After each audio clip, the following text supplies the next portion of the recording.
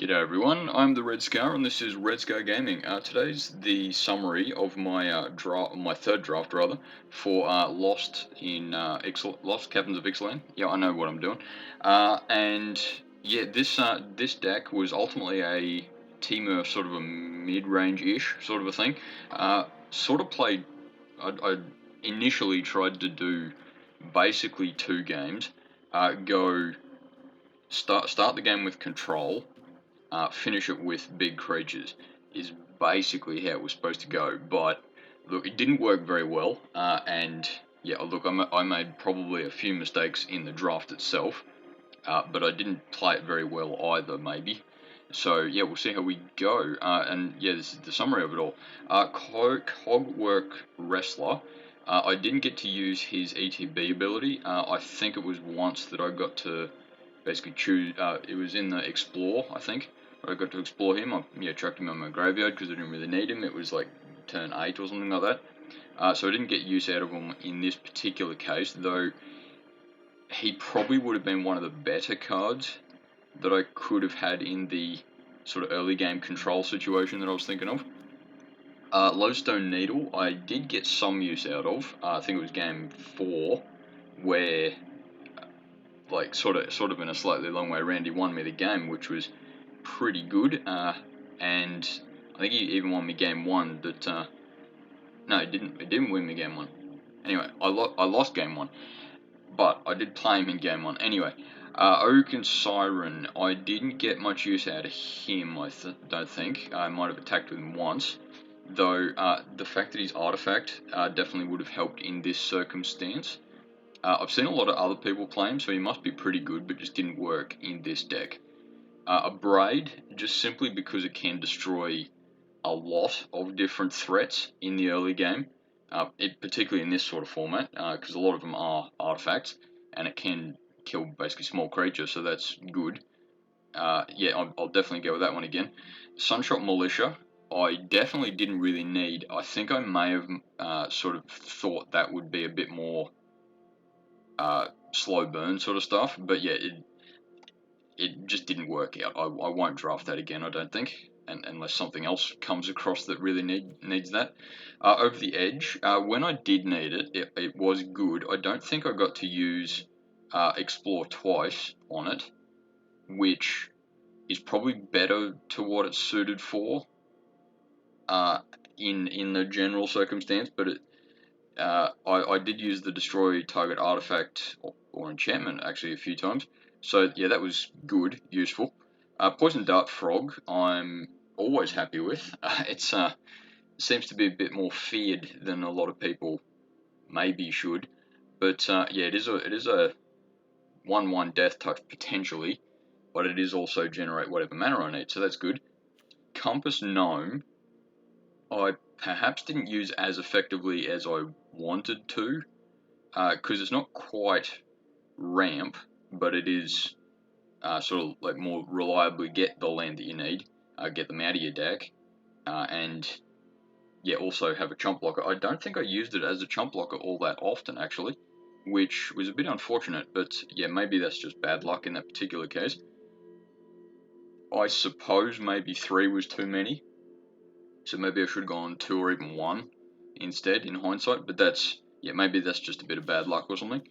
Zoetic Glyph, I didn't get to use at all, but I'm told that it's basically if you are even vaguely aware of having that, you should draft it. But yeah, I didn't get to use it at all. I probably would have had limited use out of it anyway, but yeah, a 5/4 creature on turn 3's ideally very good. Armored Kincaller, I've definitely had better use with before, but overall, I didn't get to use its gain 3 life trigger anyway, which is sort of what I was hoping for. It being on the defensive side would have helped a bit. It probably is better in a deck which has, say, 3 copies of them, would be sort of more ideal, because you're more likely to gain that 3 life. Whiteley was useful, getting me the land. I think it was twice actually, but I think in hindsight I probably built a little bit too much around her, at least initially. she's certainly not terrible, but yeah, she also sinks a lot of mana too. So I know I didn't get an opportunity to use that mana quite as much as she would have generated, but yeah, look, maybe I shouldn't have gone with her. She was my first pick, so maybe I shouldn't have gone with her first pick. But yeah, I certainly can't really think of anything off the top of my head that would have been better. Colossodactyl, I did get a little use out of. It's a 4/5 reach trample. It's sort of not particularly smart, but it is like sometimes you just need a big hammer, and that's pretty good. Colossodactyl has a cool name too, so of course I'm going to pick that. I'd definitely pick it again. Uh, it just didn't really work well in this particular deck, though. Yeah, maybe that's bad luck. I'm hoping. The Panicked Aldersaur definitely did well when it did do well. It won me, was it game 4, that it essentially just burnt out my opponent, which, yeah, is good. It's big enough that it can just sort of sit there and block should it need to. Because it has reach, it's also good at that. I maybe should have even built my deck around Panicked Aldersaur a bit more. Like, to oversimplify it, maybe gone more over the edge, more chump blockers, simply to make sure I get Panicked Aldersaur, something along those lines. And it is a common too, so it's probably possible, if not necessarily competitively awesome, to essentially build a slow burn deck, maybe. Rampaging Ceratops did very well. Game 2, I think it was, it basically just won by itself, which I got a little help from Lodestone Needle, but it's a 5/4 that needs to be blocked by a lot of things, especially if you make it bigger. It's if you make it bigger, it's not so much that it can kill 3 things, it's that it does a lot more damage that your opponent maybe can't block. So I'm gonna go with that again if I can. Hoverstone Pilgrim, I was hoping to get a bit more use out of. It's a bit better against control decks or mill decks and such like that. If there's decks that want to have things in graveyard, it can actually help you out there. But otherwise, you can at least potentially just play the game forever, putting your own graveyard back into your library. So yeah, you can just sort of sit there defensively and keep going with it. Whether I should draft it again, probably not. It's like Flying Ward is good, and 5 toughness is good, but for 5 cost might be a bit too much. Maybe, and look, I've never professionally designed a magic card before, but maybe it should be, say, 4 mana for a 2/4 Flying Ward, and even if that effect costs 3, maybe, just so you can get it out on the board a bit quicker. Because yeah, 2/5. Yeah, it's not useless, but anyway, look, I'm going off on a tangent here, so I'll shut up now. Cav and Stomper is always a big creature. That's basically the aggressive side of this deck, which I didn't really get much use out of this time. I've used it more in other decks. It's done well in those decks. I still don't think I've used its activated ability though. So yeah, look, maybe I'm just got lucky in that sense. But yeah, it's a big creature for 6 mana or 7/7 that also scries too is really good. The distribution of lands color wise, I think I did fine. In fact, I don't think there was any time that I needed a particular color and didn't have the ability to. Hidden Volcano and Hidden Nursery, I don't think I used Discover for at all. Was it once maybe? But yeah, anyway, it's Discover 4 probably isn't as good in this particular deck, simply because unless I get Colossodactyl, everything's very much on the defensive anyway, so it just gives me more time to get sort of this end of the spectrum anyway. Spectrum, yeah, is that the word I'm looking for? So I know the word I'm looking for is mana curve, but let's call it a spectrum because it's funny. Captivating Cave, I don't think I got to use this time. I've had success with it in the past. Actually, I did use it once on Rampaging Ceratops, and he as a 7/6 is pretty scary. Pit Offerings, I wasn't expecting it to like win me games or anything, but it certainly helped. The adding of whatever color, I don't think I really got to use very often, but the exiling parts of my opponent's deck certainly helped. And Promising Vein is, in most circumstances, a useful card in a draft.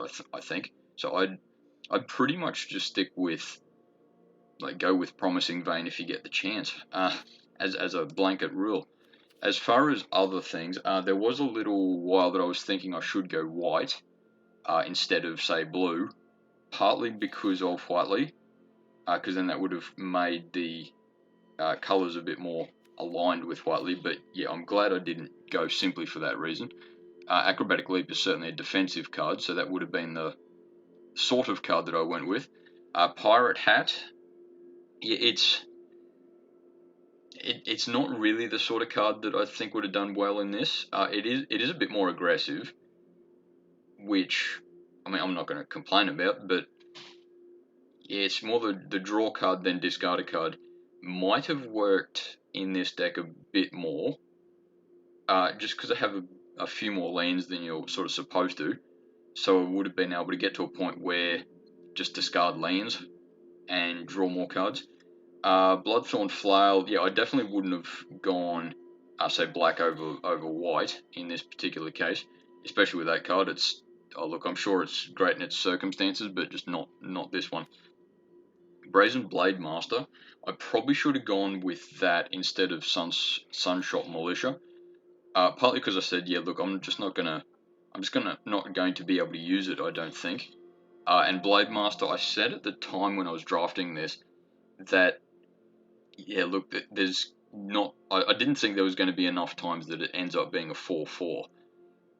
At least in this circumstance, I probably would have been better paying the 3 mana for a 2/3 rather than a 1/3, which, yeah, still isn't great, but at least I would have had a slightly bigger creature that could have been a 4/4. And yeah, I may have got that opportunity out of it. So yeah, in hindsight, I should have gone that one, and it's a bit more mana curve anyway. Disturbed Slumber, I'm still not a huge fan of, but maybe in this circumstance, it would have been good to replace, say, one of the Compass Gnomes with this. Get a bit more of a board presence on early game, but yeah, still that would have been a more aggressive stance, which yeah, I wasn't really going for at the time, but yeah, maybe I should have just gone more aggressive.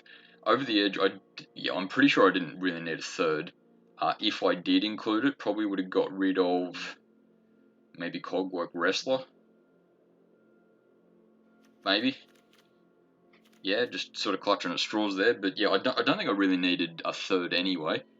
But yeah, it's certainly not useless. Staggering Size, I have had a lot of success with for, but even with that in the past, I've used it more on the defensive anyway. So yeah, maybe I should have gone with that simply because I did use it on the defensive more often. Maybe instead of say Hoverstone Pilgrim and or Cogwork Wrestler, because neither of them would have done much anyway. From the experience that I had with this deck, so maybe I could have done something with that. I can't think of anything as far as like jumping out that would have been, oh geez, I wish I had it on this turn sort of thing. But it's a good card. Whiteley's Final Strike is also a good card. That yeah, in the forms of control, I probably should have had that because it is all but destroy target creature. Probably instead of maybe even Cavern Stomper, one of the Cavern Stompers. It's as much as I do like that card in this particular format. In this particular deck rather, it didn't do as well as maybe as I'd hoped. But yeah, look, that's sort of clutching at straws there a little bit. Walk with the Ancestors. Maybe that would have been a bit better, because the Discover 4 wouldn't have been particularly useful, as I saw with the caves. But the get a permanent from my graveyard to my hand probably would have been good. In fact, I could have probably leaned a bit more heavily on the sacking land sort of thing. Even if I needed to get back a land, I could have done that. Though, yeah, look, I'm once again clutching at straws a little bit, but maybe I should have gone Walk with the Ancestors instead of maybe even Whiteley. Though, yeah, Armored Kincaller perhaps, maybe. Though, yeah, maybe a Cavern Stomper or both of them. But yeah, look, once again, I'm sort of just not quite sure what I should have done with this. Cartographer's Companion. Look, I'm not a huge fan of it anyway. If it was 2 mana, it would be fine. It would be good. It would probably be very good. But yeah, for 3 mana, it's, from what I've seen, it's just a bit too expensive for that. So, and hey, maybe I'm wrong. So yeah, anyway, that's how that deck went. That's my thoughts on it. It, yeah, ultimately won 2 games, lost 3, so it's below average in that sense. But I had fun, I suppose. I could have done a lot better, but yeah. Anyway, thanks for watching, and I'll see you in the next draft, whatever set that'll be.